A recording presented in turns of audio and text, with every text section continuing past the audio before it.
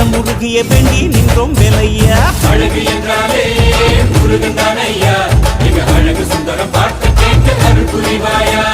சேவ கொடியுடன் சிரிக்கும் முருகையா, எங்க வாழ்க்கையில வெற்றி பொங்க தருவாயா.